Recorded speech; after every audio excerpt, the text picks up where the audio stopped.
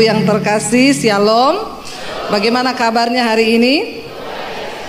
Luar biasa karena kita punya Tuhan yang luar biasa. Berapa banyak yang mau masuk dalam dimensi yang baru? Ketika kita mendengar tentang kata dimensi yang baru, apa yang ada di dalam benak saudara?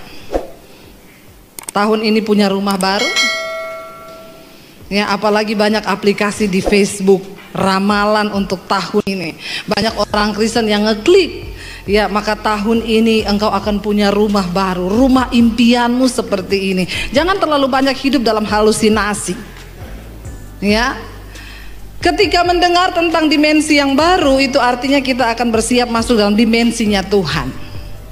Dan saudara, dimensinya Tuhan itu ketika kita mau masuk, enak atau tidak? Halo, masuk dalam dimensinya Tuhan enak atau tidak? Ya, tidak enak. Berarti nggak mau masuk? Mau. Ya, tidak enak buat daging, tapi membawa kita kepada kebahagiaan dan damai sejahtera. Biar kita mau bilang, Tuhan, di waktu-waktu yang sisa ini, biar kami mau matikan daging kami. Biar kami mau siksa daging kami untuk mencapai dimensinya Tuhan. Amin. Langsung saja kita buka yuk. 1 Korintus pasal yang kedua.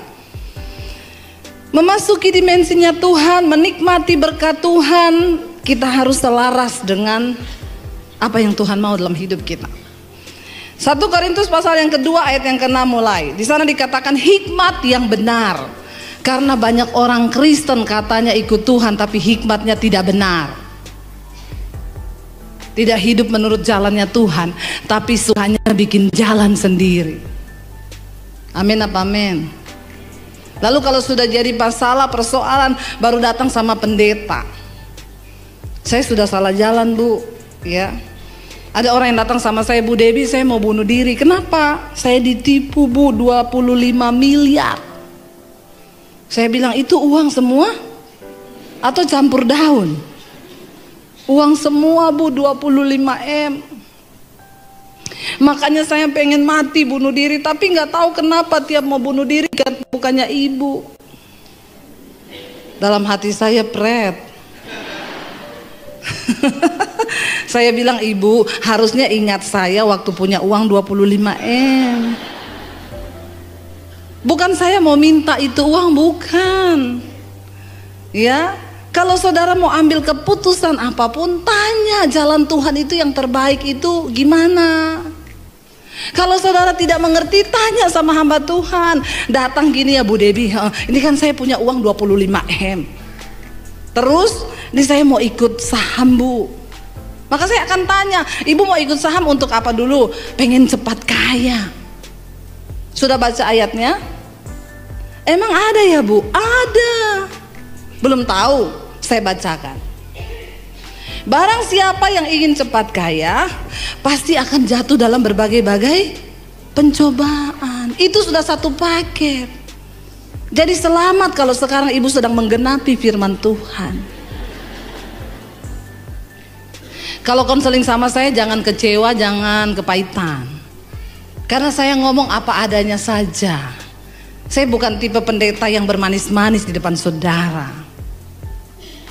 Ya, saya bilang apa adanya. Ibu sedang menggenapi firman. Siapa yang ingin cepat kaya jatuh dalam berbagai-bagai pencobaan. Nah, ini sedang ibu alami. Lah iya, terus gimana, Bu? Ya berserah. Jangan tanya 25 M, saya juga cekot-cekot mikirin 25 M, Ibu. Apalagi saya. Kebayang aja belum pernah punya uang 25 M di rekening. Saudara, hidup ini kita butuh hikmat Tuhan. Kenapa? Karena untuk bisa menikmati jerih payahmu di dunia ini pun engkau butuh anugerah Tuhan. Ada orang dikasih karunia untuk mencari banyak, tapi tidak diberi karunia untuk bisa menikmati dari hasil yang dia cari. Untuk itu pun kita butuh anugerah Tuhan. Makanya kita pengkhotbah berkata, aku telah melihat di bawah matahari ini, manusia itu diberikan pekerjaan oleh Tuhan untuk melelahkan diri saja. Sesungguhnya benar atau benar saudara, kita bangun pagi kerja, lalu kita tidur, capek, besok kerja lagi. Benar, Alkitab bilang manusia itu diberi pekerjaan hanya untuk melelahkan diri. Lalu kalau sudah lelah, pulang tidur, ngumpulin banyak, tapi belum tentu bisa dinikmati. Makanya saya suka bilang gini, jangan iri sama orang kaya. Karena yang berbahagia di dunia ini bukan orang kaya, tapi orang yang hidup dalam perkenanan Tuhan. Amin. Nggak usah iri, enak banget ya punya uang ya, wah miliaran. Tapi pikirannya juga cekot-cekot mikirin cicilan. Amin. Ya. Orang kaya mikirin 10M, otaknya pusing. Kita mikirin 10 juta, pusing gak? Pusingnya sama gak? Yang beda apanya? Nolnya. Jadi sesungguhnya manusia itu hanya ditipu oleh nol saja. Amin. Benar, Alkitab bilang hidup ini adalah kesia-siaan. Makanya pengkhotbah mengingatkan, akhir kata dari segala yang ditulis dalam kitab ini adalah hiduplah takut akan Tuhan. Karena sebanyak apapun yang engkau miliki dalam hidupmu, kalau engkau tidak hidup takut akan Tuhan, maka engkau tersesat dalam hidup ini. Engkau tidak akan menikmati kebahagiaan. Orang yang berbahagia, orang yang hidup dalam perkenanan Tuhan, lalu dia bisa mensyukuri jerih lelahnya, seberapapun itu dia mensyukurinya, itu pun anugerah Tuhan. Ya, ada orang yang gaji cuma 3 juta, tapi dia hidup berbahagia dengan istri dan anak-anaknya. Ada yang uang ratusan miliar, tapi cekot-cekot tiap hari. Saudara pilih yang mana?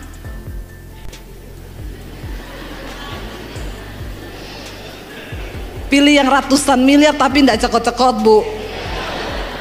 Itu bukan pilihan. Itulah manusia. Apa sih artinya hidup ini? Saya satu kali naik taksi. Saya tanya sopir taksinya, Pak, udah berapa tahun jadi sopir taksi? Belum lama, Bu, baru 25 tahun. Pak, emang cukup jadi sopir taksi gajinya? Ya Bu, cukup tidak cukup itu kan tergantung kita. Saya punya anak sekarang sudah kuliah. Saya punya istri 1. Istri itu 1 aja. Nggak usah banyak-banyak bapak-bapak, amin. Apalagi ada simpenan-simpenan.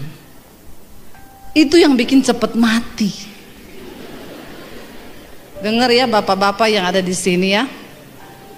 Kemarin tuh ada berita bupati yang mati di hotel lagi main sama pegawai biliar. Mati dalam keadaan begitu, saudara, coba. Itu udah nggak dapat anugerah. Alkitab berkata cari Tuhan selama ia berkenan ditemui. Karena ada saatnya Tuhan sudah tidak berkenan. Makanya jangan terus hidup dalam dosa ya. Engkau nggak pernah tahu sampai umur berapa engkau dikasih waktu. Engkau tidak pernah tahu kapan engkau mati, dengan cara apa.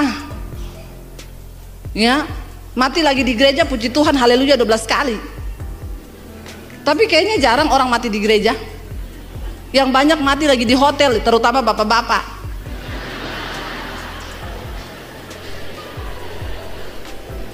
Yang tertawa ibu-ibu.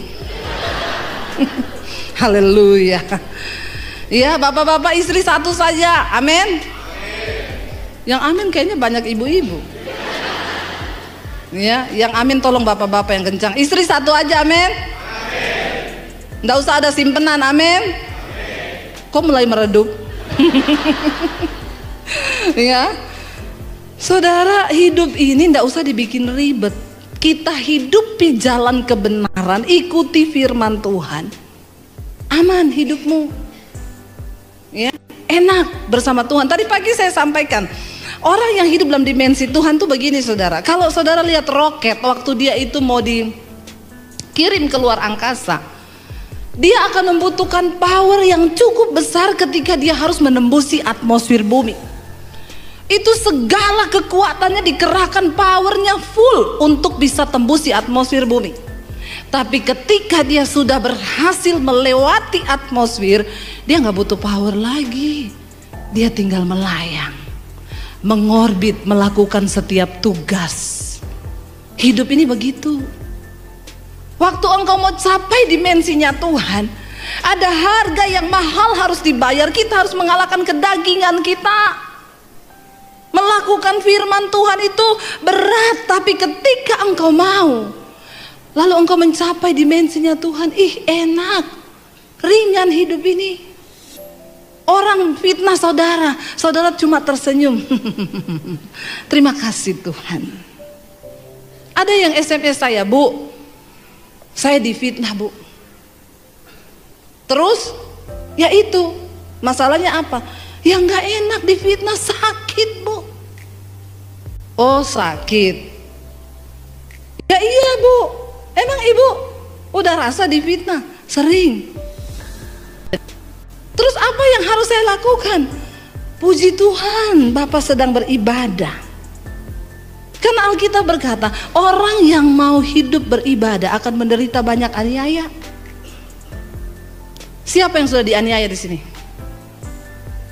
Yang belum dianiaya? Saya berdoa supaya saudara dianiaya. Karena itu tanda bahwa engkau sudah beribadah. Amin. Bu, mertua saya itu sama ipar menekan saya Bu. Lalu reaksi ibu apa? Saya tetap berdoa buat mereka. Bagus, puji Tuhan. Tapi Bu, saya sudah tidak kuat. Ibu lagi beribadah. Sampai kapan Bu Debbie? Sampai ibu lulus. Lulusnya itu kapan? Waktu engkau disakiti mertuamu lalu engkau berkata, terima kasih Tuhan buat mertuaku yang manis ini. Itu engkau sudah lulus. Amin. Tapi jangan kau tanam tanaman lidah mertua depan rumahmu. Yang kayak pedang-pedang itu lidah mertua saudara. Lo enak waktu engkau mau menembusi atmosfer itu berat. Tapi ketika engkau sudah di dalam Tuhan, hidupmu penuh dengan firman. Wow, nggak ada yang berat di hidup ini, nggak ada. Mau difitnah, haleluya. Mau ditendang, puji Tuhan. Kenapa? Apapun yang terjadi dalam hidup saya nggak pernah sakit hati. Mau saya dibuang, mau saya ditipu, mau saya diapa, saya tahu. Kenapa? Prinsip saya. Semua yang terjadi di hidupku, Tuhan turut bekerja mendatangkan kebaikan. Tetapi saya difitnah, iya nggak apa-apa. Karena hidup ini adalah proses. Amin. Jangan cuma banyak berteori tentang firman Tuhan, tapi hidupi firman itu dalam hidupmu. Dan jangan bikin jalan sendiri, ikuti jalannya Tuhan. Ada orang yang tanya, Bu, bagaimana supaya saya bisa mengalami Tuhan? Bagaimana saya bisa tahu jalan Tuhan? Bagaimana saya bisa dengar suara Tuhan? Yuk kita baca sama-sama. 1 Korintus pasal yang kedua, ayat yang ke-9 mulai. Ayat ini ayat hafalan. Kalau saudara punya Alkitab pasti di stabilo orange. Ya, di sana dikatakan 1 Korintus 2 ayat 9, baca sama-sama 1, 2, 3. Tetapi seperti ada tertulis, apa yang tidak pernah dilihat oleh mata dan tidak pernah didengar oleh telinga dan yang tidak pernah timbul dalam hati manusia, semua yang disediakan Allah untuk mereka yang mengasihi Dia. Lalu kita imani ayat ini, yes, yes, yes. Lo kan belum pernah dilihat. Bisa jadi itu penderitaan. Amin. Kan belum pernah didengar. Bisa jadi itu caci maki. Karena itu Alkitab berkata, berbahagialah engkau apabila engkau jatuh dalam berbagai-bagai pencobaan, karena engkau tahu bahwa ujian terhadap imanmu itu menimbulkan ketekunan. Bahkan untuk menderita pun kita harus bersyukur karena itu bentuk dari proses Tuhan. Tapi banyak orang Kristen gagal fokus. Kenapa? Karena engkau menilai berkat Tuhan itu hanya yang enak buat dagingmu. Kita berpikir kalau kita ikut Yesus masuk dalam dimensi yang baru. Yang naik motor jadi naik Avanza. Yang naik Avanza jadi naik. Yang naik Innova jadi naik Alphard. Yang naik Alphard naik motor. Kena kutuk soalnya. Ya, hello saudara, mari kita punya hikmat Tuhan dalam hidup ini. Kalau saudara baca judul perikop dari 1 Korintus 2 ini, hikmat yang benar. Jangan punya hikmat yang salah. Apa yang tidak pernah engkau dengar, apa yang tidak pernah timbul dalam hati, yang tidak pernah engkau lihat, yang tidak pernah muncul di dalam hatimu, itu yang disediakan Tuhan bagi mereka yang mengasihi Tuhan. Ada banyak orang Kristen gereja penuh kalau hari Minggu, tapi yang mengasihi Tuhan bisa dihitung dengan jari. Bagaimana hidupmu setelah engkau keluar dari pintu gereja ini? Itulah imanmu. Kalau lagi di gereja semua sekarang lagi kudus, nggak ada yang merokok, nggak ada yang lagi berantem. Berantem pun kalau di gereja diem-dieman, nanti sampai rumah. Makanya kalau di gereja itu hebat saudara, kalau nyanyi senada dengan sorga, sampai di rumah senada dengan neraka. Banyak orang Kristen yang begini. Hidup keagamaanmu, kekristenanmu, rohanimu, nilainya tidak ditentukan waktu engkau ada di gereja. Maaf, Tuhan gak pernah lihat engkau pengerjakah? Pakai jaskah kita hari Minggu? Tuhan gak nilai saya pengkhotbahkah? Tuhan gak nilai saudara itu jemaat yang rajin, bahkan gereja belum dibuka sudah antri depan pintu. Itu bukan tolak ukur kekristenanmu. Kristen itu dinilai dari berapa banyak firman Tuhan yang sudah engkau berusaha lakukan, sekalipun itu berat bagi dagingmu. Bagaimana kita mengejar kekudusan dalam hidup ini? Bagaimana kita mau berkata, Tuhan, aku mau bertobat dari segala hal yang tidak berkenan, bawa aku masuk dalam perkenanan-Mu. Itu Kristen. Makanya satu kali ada jemaat yang tanya sama saya, Bu, Ibu kalau pelayanan di desa-desa banyak yang kerasukan sering ya? Saya bilang, iya. Sering kali itu kalau di daerah masih puji-pujian saudara ada yang kerasukan. Lalu kita harus layani dulu pelepasan. Saya mau tanya Bu, kalau Ibu pelayanan di gereja-gereja besar, di jemaat besar, di kota besar itu Bu, ada nggak yang kerasukan? Saya bilang hampir tidak pernah ada. Nah itu dia Bu, saya mau tanya, kenapa Bu? Saya bilang, wah ini jadi pertanyaan juga buat saya. Lalu Roh Kudus kasih saya hikmat. Kenapa di gereja-gereja besar tidak ada yang kerasukan dan jarang? Karena di gereja besar, di kota besar, setan sudah tidak bekerja. Dia cuma kontrol. Hari Minggu setan cuma ngintip depan pintu gereja. Penuh bro, penuh. Lancar, lancar coy. Lanjutkan, Setan gak takut kalau gereja penuh. Setan gak takut Anda rajin ke gereja. Setan takut ketika engkau mulai melakukan firman Tuhan. Setan takut ketika engkau mulai belajar hidup dalam kekudusan. Setan takut ketika engkau mulai berkata, Tuhan, apa kehendak-Mu bagi hidupku? Di situ setan akan gemetar. Ya, kenapa di kota tidak ada yang kerasukan? Setan bilang, dagingnya udah gede. Saudara, daging kita ini tidak ada hubungannya sama setan. Dengar baik-baik, daging kita ini tidak ada hubungannya sama setan. Dan Alkitab berkata, keinginan daging itu telah nyata. Galatia 5:19-21. Percabulan, kenajisan, hawa nafsu, amarah, kedengkian, iri hati, pertikaian, roh percederaan, ketamakan, kepentingan diri sendiri, itu daging. Dan ingat, daging kita tidak ada hubungannya sama setan. Ini daging. Makanya kalau ada orang selingkuh, jangan salahkan. Ada orang udah pelayanan selingkuh, saudara. Kenapa kamu sudah pelayanan masih selingkuh? Udah punya istri, punya suami. Iya bu, gara-gara setan. Setan yang lihat saudara ngomong gini, ih enak di lu, sial di gua. Sampai setan bilang sama Tuhan, saya udah gak mau jadi setan Tuhan. Kenapa? Manusia lebih setan dari setan. Orang dia ngikutin dagingnya, dia salahin setan. Hello? Dengar baik-baik, setan tidak akan pernah bisa melakukan kehendaknya dalam hidup kita kalau engkau tidak bekerja sama dengan dia dalam pikiranmu. Dan ingat, percabulan, kenajisan, hawa nafsu, pertikaian itu bukan setan, itu daging. Amin. Makanya Rasul Paulus bilang, aku melatih tubuhku dan menguasainya seluruhnya, supaya jangan setelah aku memberitakan Injil, aku ditolak sama Tuhan. Satu-satunya yang bisa membuat Tuhan menolak kita adalah karena engkau hidup mengikuti perbuatan tubuh dan dagingmu. Amin. Bertobat saudara. Ayat ini berkata begini, tetapi ada tertulis apa yang tidak pernah dilihat, tidak pernah didengar, nggak pernah dilihat oleh mata, tidak pernah timbul dalam hati, Tuhan sediakan bagi mereka yang mengasihi Dia. Ayat 9 berkata bagi ayat 10. Karena kepada kita Allah telah apa? Menyatakan oleh Roh.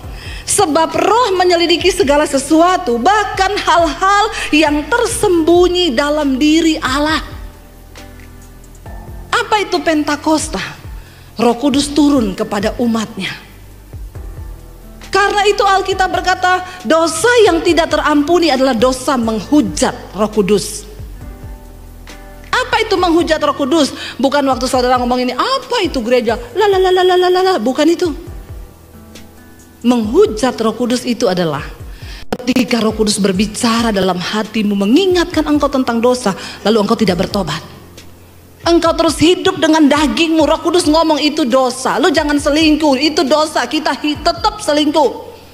Kamu jangan jadi homo. Homo itu dosa karena Tuhan menciptakan laki-laki dan perempuan. Kenapa kamu tetap jadi homo? Engkau menghujat Roh Kudus ketika engkau terus berbuat kenajisan itu. Roh Kudus sudah ngomong, jangan jadi pelakor. Karena itu tidak berkenan di mata Tuhan. Engkau terus hidup dalam dosa itu, engkau menghujat Roh Kudus. Waktu engkau ada dalam kepahitan, Roh Kudus bicara, ampuni orang yang menyakiti kamu. Karena firman Tuhan berkata, ampunilah orang yang menyakiti hatimu. Dan engkau tetap kepahitan, engkau menghujat Roh Kudus loh.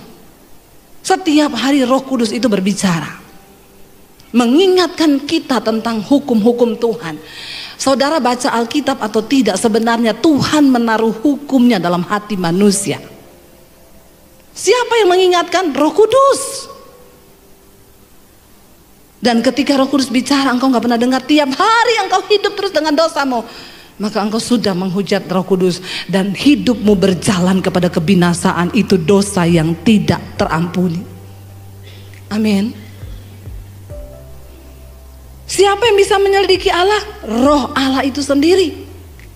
Sekarang kita mulai temukan ini, bagaimana cara kita mengenal Tuhan, mengenal jalannya, mengetahui isi hati Tuhan. Ya engkau harus dipenuhi Roh Kudus. Hidupmu harus dipimpin oleh Roh Kudus. Namanya juga Roh Kudus, pasti dia suka sesuatu yang kudus. Bukan rokok, kudus. Ya, amin saudara. Nggak usah tanya-tanya pendeta, bu, merokok itu dosa atau tidak. Anda tahu kok. Orang di dus rokoknya ada ditulis, rokok itu membunuhmu. Ada yang tanya, bu, di mana ayatnya dilarang merokok? Saya bilang di pom bensin. Baca di sana besar tulisannya.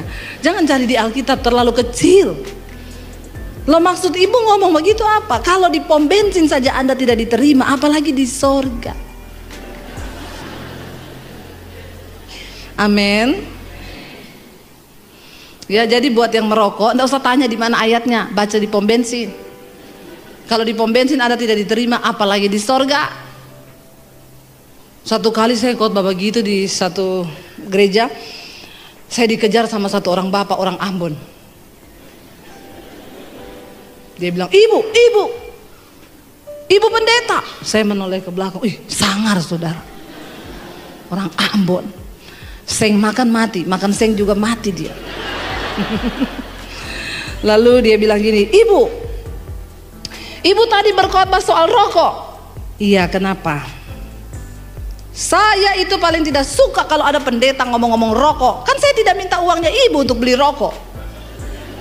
Saya bilang, terus maunya bapak apa? Maksudnya saya panas saudara, baju saya ya.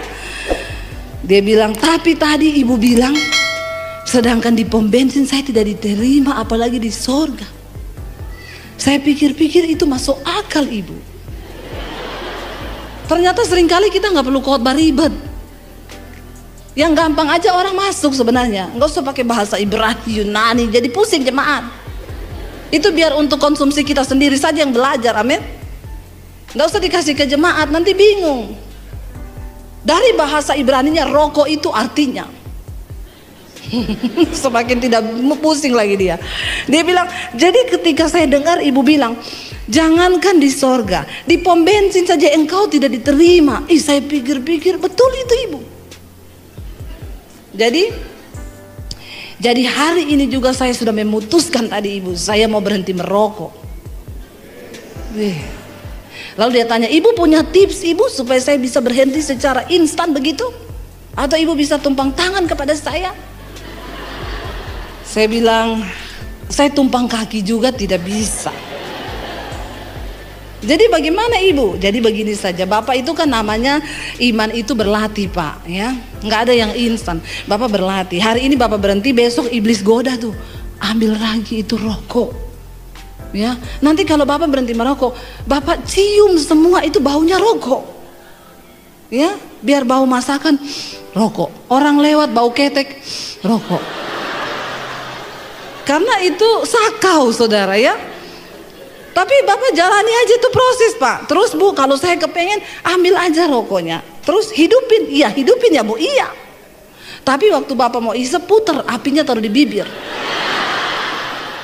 Oh begitu ya ibu ya. Iya, bapak lakukan tuh sehari 3 kali.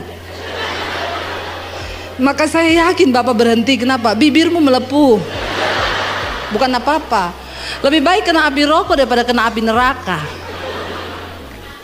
Dia langsung bilang, baik ibu, terima kasih ibu. Lalu saya bilang, pak jangan cuma mau, tapi niat. Karena mau dan niat itu beda. Ada orang-orang Kristen bilang, bu saya mau keluar dari dosa saya. Kamu mau atau niat? Iya mau bu. Kalau cuma mau percuma, harus ada niat. Ada yang telepon saya, bu saya jatuh dengan teman kos saya, akhirnya kami jadi pasangan lesbi. Saya dengar khotbahnya ibu, saya mau keluar dari dosa. Kamu mau atau niat? Mau bu. Kalau mau hari ini beresin pakaianmu, pindah tempat kos. Jangan kasih tahu dia di mana kamu pindah. Kayak gitu bu. Iya. Niat kan? Kalau nggak niat tetap aja tinggal di situ. Dan hari ini engkau berdosa dan engkau bilang, Tuhan ampuni aku. Setelah engkau minta ampun datang lagi, halo gimana? Berlakukan dosa lagi, Tuhan ampuni aku. Engkau menghujat Roh Kudus. Amin. Ada yang konseling, bu saya jatuh selingkuh bu. Apa yang harus saya lakukan? Mau bertobat? Iya. Niat? Iya. Blokir nomor HP-nya dia. Sudah bu. Terus dia telepon pakai nomor lain. Ganti HP-mu nomornya. Sampai seperti itu? Iya. Kamu niat? Iya niat. Jangan main-main dengan dosa. Kalau mau niat, niat. Amin. Nggak ada alasan supaya putus hubungan sama setan. Jangan nikmati dosamu, ya. Engkau tidak akan pernah masuk dalam dimensinya Tuhan. Lalu ayat ini berkata begini saudara, Ayat 11, siapa gerangan di antara manusia yang tahu apa yang terdapat dalam diri manusia selain roh manusia sendiri yang ada di dalam dia? Demikian pula lah tidak ada orang yang tahu apa yang terdapat dalam diri Allah selain roh Allah. Kalau engkau dipenuhi Roh Kudus, roh Allah itu, maka engkau mengerti isi hati Tuhan. Engkau tahu kalau engkau melakukan ini Tuhan tuh berduka. Kenapa kita harus hidup dalam kekudusan? Bukan cuma supaya tidak masuk neraka, tapi supaya engkau tidak menyakiti hati Tuhan. Amin saudara. Supaya ada damai sejahtera di hidupmu. Kenapa? Karena dosa itu pencabut damai sejahtera nomor 1 dalam hidup manusia. Percayalah saudara, bukan uang. Uang bukan jaminan segala-galanya. Tapi kalau engkau hidup dalam dosa hari ini, seberapa banyak pun uang, engkau tetap tidak damai. Beresin yuk hidup kita satu persatu. Kalau yang masih ada kepahitan, lepaskan pengampunan. Yang masih hidup dalam kenajisan, buang itu. Ngaku sama hamba Tuhan, ya, tapi saya takut bu kalau di gereja nanti saya jadi gosip. Hubungi nomor telepon saya di bawah ini. Saya punya channel YouTube saudara, namanya Debbie Basjir TV. Jangan lupa subscribe, like, share, dan komen. Beberapa waktu yang lalu Tuhan suruh saya untuk bergerak di dunia media. Saya tidak pernah punya pikiran jadi YouTuber, enggak. Tapi saya pengen beritakan Injil. Lalu Tuhan mulai kasih dari yang sederhana. Kita nggak punya peralatan canggih. Kalau di sini kameranya canggih semua nih. Enggak, saya cuma pakai handphone waktu itu. Apa yang Tuhan taruh di hati, saya syuting, tayangkan lewat YouTube. Saya tidak menyangka saudara, saya tayangkan satu judul khotbah yang Tuhan taruh di hati saya. Kamu harus khotbahin ini dan tayangkan di YouTube. Judulnya apa? Akibat dosa tersembunyi. Karena semua yang duduk di sini ini pasti punya rahasia hati yang orang sebelahnya nggak tahu. Istri punya rahasia yang suaminya nggak tahu. Suami punya rahasia yang istrinya nggak tahu.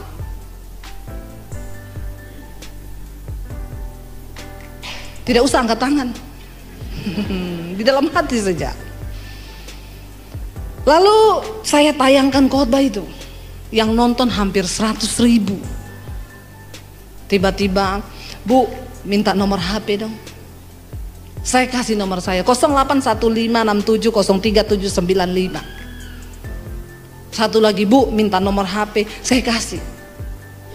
Kalau yang nonton 100.000, yang konseling seperempat saja. Sudah berapa itu saudara? Lalu HP saya tiba-tiba error. Bunyi-bunyi sendiri, ting ting ting ting ting ting ting ting ting ting ting ting ting ting. Saking yang konseling itu banyak. Tapi saya bahagia. Saya mulai konselingin satu-satu. Bu, saya ada dosa tersembunyi, Bu, saya mau ngaku. Ada seorang homo yang mengaku sama saya. Saya homo, Bu. Saya mau ngaku, Bu. Saya gini. Saya bilang puji Tuhan. Kalau kamu dengar khotbah saya lalu kamu tergerak untuk mengakui dosamu, itu artinya Roh Kudus bicara. Iya, Bu, sejak saya dengerin khotbah Ibu, saya nggak tahu tiap malam sebelum tidur ada suara yang datang di telinga saya dan berkata, tinggalkan dosamu dan bertobatlah. Lalu dia tanya sama saya, itu suaranya siapa, Bu? Suara Tuhan, suara Roh Kudus. Masa itu suara Roh Kudus, Bu? Roh Kudus bicara sama saya? Iya. Karena tugas Roh Kudus yang pertama adalah menginsyafkan dosa. Jadi, Bu, apa yang harus saya lakukan? Saya takut, Bu. Lah iya, makanya bertobat. Lalu dia terbuka sama saya homo, gini. Berarti itu suara Tuhan ya, Bu? Iya. Kalau kamu lagi stres lalu kamu dengar suara berkata, pergilah dugem ke diskotik, itu suara setan. Jangan kamu bilang begini, terima kasih Tuhan, Engkau tahu aku lagi stres, Engkau suruh aku ke diskotik. Itu setan. Kalau engkau jengkel sama orang, lalu engkau dengar suara hatimu atau ada orang di sampingmu yang ngomong, iya ya, memang kebangetan orang itu, kurang ajar banget. Terus Anda bilang, memang itu setan. Tapi itu tetangga saya, Bu. Iya, menjelma dari setan. Jangan kau dengar. Amin. Apa yang engkau dengar hari-hari ini itu akan menentukan jalan hidupmu. Waktu saya sudah habis. Padahal baru pembukaan. 10 menit lagi boleh? Kenapa engkau sudah naik? Jangan mengintimidasi saya. Ya saudara, jalani jalannya Tuhan, ikuti. Akhirnya dia bilang gini, Bu, apakah seorang homo bisa sembuh? Bisa. Tapi semua orang bilang tidak bisa. Bisa, Tuhan bilang. Kenapa? Karena dari awal Tuhan menciptakan hanya laki-laki dan perempuan. Lain dari itu dari setan. Jadi saya bisa sembuh, Bu. Iya.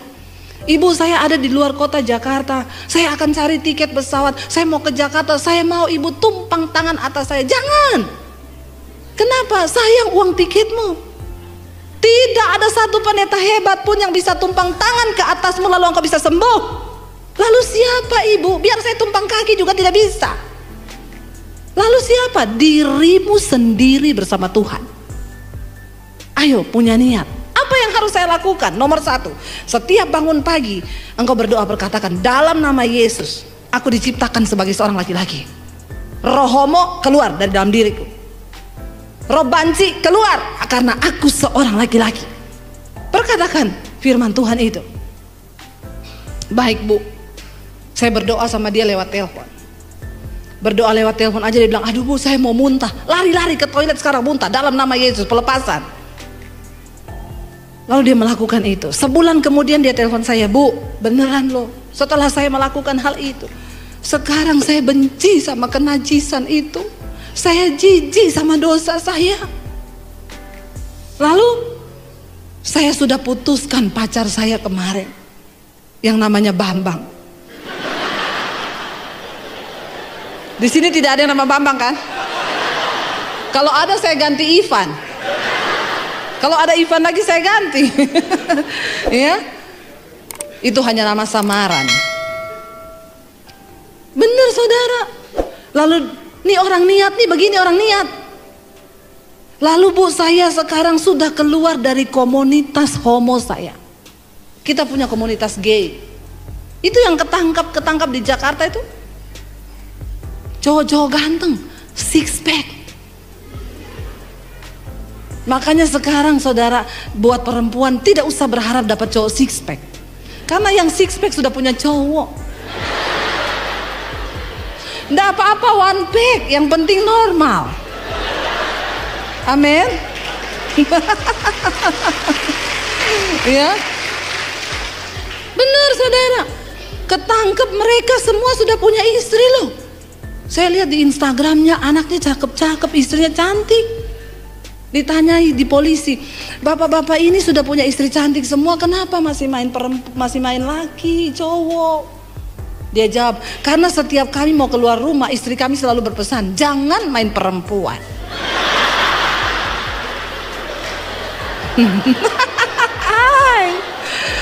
Astagfirullah. Subhanallah. Jadi tolong ibu-ibu sekarang kalau berpesan kepada suaminya, ditambahin, Pak, jangan main perempuan ya, apalagi main laki-laki. Karena dunia sekarang ngeri, setan itu merajalela dan daging kita ini yang bahaya. Amin. Sedikit lagi ayatnya ya. Ayat yang ke-12 berkata begini, kita tidak menerima roh dunia. Amin. Tetapi roh, di sana dikatakan kita tidak menerima roh dunia, tetapi roh yang berasal dari Allah, ya, supaya kita tahu apa yang dikaruniakan Allah kepada kita. Anda sudah jadi Kristen berapa puluh tahun, sayang sekali kalau Anda tidak tahu apa yang dikaruniakan Allah bagi hidupmu. Dan semua yang Tuhan firmankan itu ya dan amin saudara. Gak ada satupun yang bohong.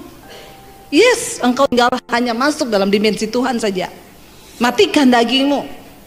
Lalu ayat yang berikutnya di sana dikatakan, 13. Dan karena kami menafsirkan hal-hal rohani kepada mereka yang mempunyai roh, kami berkata-kata tentang karunia-karunia Allah dengan perkataan yang bukan diajarkan kepada kami oleh hikmat manusia, tetapi oleh roh. Ada orang yang mendengar khotbah saya di YouTube, dia bilang begini, kan saya kalau khotbah tuh seringkali saya bilang, saudara, lalu Tuhan berkata kepada saya, lalu dia komen di YouTube saya gini, situ dukun. Enak banget bisa dengar suara Tuhan. Saya bilang, Pak, sayang banget ya Bapak orang Kristen, tapi gak percaya kalau Tuhan masih bisa berbicara. Jadilah sesuai imanmu. Kalau engkau tidak percaya maka hal itu tidak akan terjadi. Tapi kalau engkau percaya maka Tuhan bisa berbicara kepadamu. Lalu saya bilang sama dia, Pak, jangan mempelajari Tuhan, tapi alamilah Tuhan secara pribadi. Dia bilang, ibu saya ini orang pintar bu, saya belajar sampai di Amerika, Australia, saya ikut sekolah-sekolah seminari teologi, saya belajar tentang Tuhan. Dan memang benar, saya nggak dapat apa-apa. Makin tinggi pengetahuan saya, makin sombong saya. Saya bilang, Pak, saya bukan orang pintar, karena memang saya jarang minum tolak angin. Karena orang pintar cuma minum ya, mau pintar. Ini yang Rasul Paulus maksudkan di sini, kami berkata-kata bukan dengan hikmat manusia. Kalau bicara teologi, saya tidak ada titel sampai STHHH, MTH, enggak. Tapi saya mengalami Tuhan. Dan apa yang saya ajarkan, saya terima dari Roh Allah. Itu tidak bisa dipahami secara manusia. Satu kali saya disuruh khotbah di depan dosen-dosen sekolah teologi dan rektor. Saya kaget saudara. Diundang Natal, duduk satu meja bundaran. Waktu saya duduk, mereka semua menatap saya. Lalu ada satu orang bilang, Bu, kenalkan ini rektor sekolah teologi. Saya langsung duk. Shalom Pak. Ini dosen bahasa Ibrani. Shalom Pak. Ini dosen Yunani. Shalom Pak. Ini, waduh saya deg-degan, keringat dingin. Saya berdoa, Tuhan Yesus tolong. Karena khotbah di depan orang-orang seperti ini, dia akan lihat teologianya sampai di mana, penafsirannya salah. Saya berdoa, Tuhan aku minta hikmat-Mu Bapa, Roh Kudus. Roh Kudus itu bicara dengan lembut. Kamu tidak usah berteori, ajarkan apa yang kamu alami bersamaku. Saya khotbah saudara. Selesai khotbah, saya duduk. Rektornya diundang doa firman Tuhan setelah khotbah. Dia berdoa, Tuhan terima kasih, karena hari ini kami telah mendengar bukan manusia yang berkata-kata, tapi Tuhan sendiri. Saya nangis loh saudara. Padahal tadinya saya sudah deg-degan dan gemeteran. Tapi ternyata waktu kita mengajarkan bukan hikmat manusia, Roh Kudus itu sumber hikmat, sumber pengetahuan, sumber segala-galanya. Dia yang menyelidiki apa yang ada dalam diri Allah. Dan kalau roh itu ada dalam diri kita, roh yang lebih besar dari segala roh yang ada dalam dunia ini, apa yang Anda gak bisa lakukan bersama dia? Engkau bisa keluar dari homoseksualmu, engkau bisa keluar dari ikatan lesbian, engkau bisa berhenti merokok. Perkatakan, roh yang ada dalamku lebih besar dari segala roh yang ada di dunia ini. Amin. Yang terakhir, benar-benar terakhir. Haleluya. Ayat 14, baca sama-sama dengan suara yang keras. Ini benar-benar terakhir. Ayat gongnya ini. 1, 2, 3. Tetapi manusia duniawi tidak menerima apa yang berasal dari Roh Allah, karena hal itu baginya adalah suatu kebodohan, dan ia tidak dapat memahaminya, sebab hal itu hanya dapat dinilai secara rohani. Banyak orang Kristen setiap minggu duduk di kursi gereja, tapi dia masih manusia duniawi. Sebab barang siapa mencintai dunia dan segala apa yang ada di dalamnya, maka kasih akan Allah tidak ada dalam dirimu. Apa yang ada dalam dunia ini? Cuma 3 hal. Keinginan mata, keinginan daging, dan keangkuhan hidup. Kenajisan, percabulan, itu yang ada dalam dunia ini. Kesombongan. Dan kalau engkau mencintai dunia, maka engkau tidak akan pernah mengerti kehendak Tuhan. Engkau tidak akan pernah bisa masuk dalam dimensinya Tuhan. Saya berdoa biar hari ini kita semua mau mengalami dimensinya Tuhan. Mari kita bangkit berdiri bersama.